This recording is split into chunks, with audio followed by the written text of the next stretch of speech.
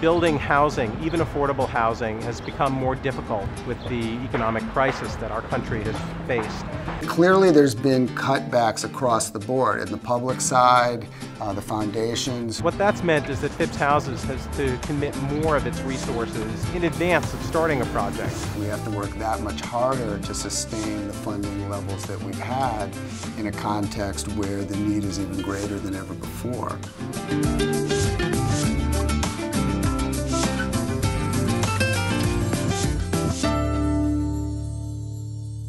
A lot of the residents that we serve, we are deeply engaged with their lives and are able to anticipate and deal with economic strain that they may be facing and react to it accordingly.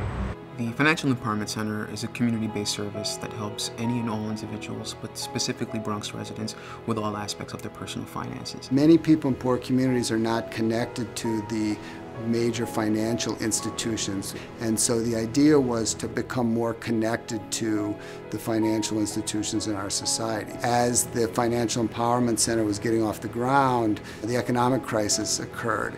I heard about the Financial Empowerment Center through my housing specialist. When Crystal first came to see us, she was at the time in a transitional shelter and she was unemployed. She wanted to get out of the shelter. There were unfortunately a couple of things on her credit report and housing reports that were impeding that. They actually explain to you step by step how to budget your finances and explain to you about your credit report. What we did for her initially is show her what the problem actually was. Once she did that, she knew where to turn, how to address it. At its root, affordable housing is a wealth-building exercise. We provide apartments at low cost so that a family can build resources. Phipps Houses has another 10 projects.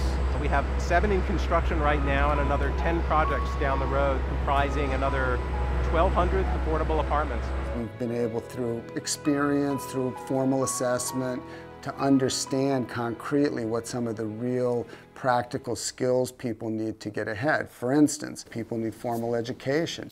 Literacy Connection is a program that services students who are between ages 16 to 24, who are at grade levels 4 through 8, and we get their grade levels up so that they can enter the GED programs.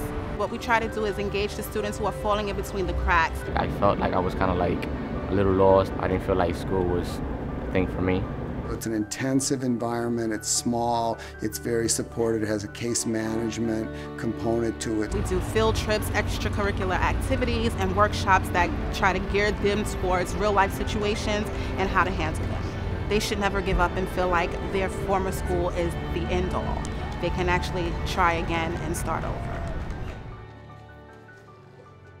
We've been doing summer youth employment for many years, and it's based on the idea that the best way to prepare people to work is to work. You basically are introduced to a work environment and you're learning how to deal with basically having a job, showing up on time, going on with the responsibilities. You're meeting new people. Sometimes it's more the people you know in a job environment that really help you further down. My kids got summer jobs through family contacts, people in the community that they might know. In poor communities, young people often don't have those same resources, so the Summer Youth Employment Program really provides that formal infrastructure. Our basic schedules is when we come and we clock in, and then we go on litter patrol. Sometimes we be reading, watering plants, planting trees. He was actually very curious. He wanted to know a lot of things, so he was always asking questions, so I was able to show him a lot. This is like one of the best jobs because I'm planning on having a garden myself when I become an accountant and get my own house. We understand our role is supportive. We understand that we're trying to help people help themselves.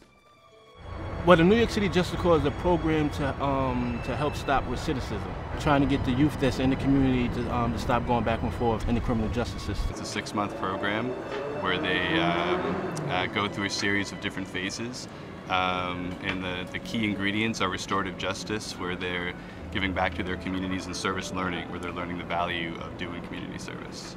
We say we don't do everything for them. We teach you and help you learn how to do things on your own. All of the individuals to be eligible for the program must come from particular neighborhoods in the South Bronx, and they give back to those same communities. We got placed at the Claremont Neighborhood Center, so it was right in the community, and I personally lived across the street.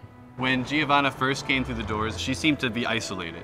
And what we saw in the 6 months since we've seen her, she developed confidence, she developed real leadership skills. And so by the time she got to the internship phase, we were confident that having a high-profile internship was perfect for Giovanna, and she was ready, and she proved us right. I got my internship at Community Board 6 in the Bronx, working with the district manager. I just took advantage of the Justice Corp. I got hired at my internship site, and if I finish college, I can even progress to being the district manager myself. We don't want to lose sight of our long-term responsibilities to the community, focusing only on the immediate and short-term crisis. So we have to balance that, which is even harder in a context where our funding is tight and the immediate needs are so dramatic. Recognizing that investment in communities like the Bronx is really an investment in not just the immediate future, but the ongoing future. The rebuilding that's going on today is the kind of thing that will create economic vitality in New York for the next generation or two to come. One very exciting project is Villa Verde. Villa Verde is the winner of the American Institute of Architects New York City sponsored design competition. In fact, this very day we're going to break ground on Hobbs Court and the Sienna, a 340-unit new construction and rehab project on land owned by the New York City Housing Authority.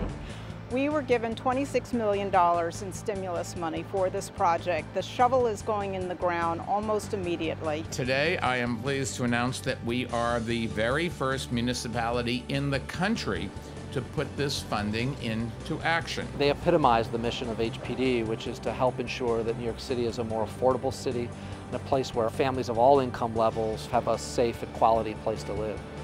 Creating affordable housing in today's economy can clearly be challenging. However, it was a challenge that everyone here today was willing to tackle to make this project a reality.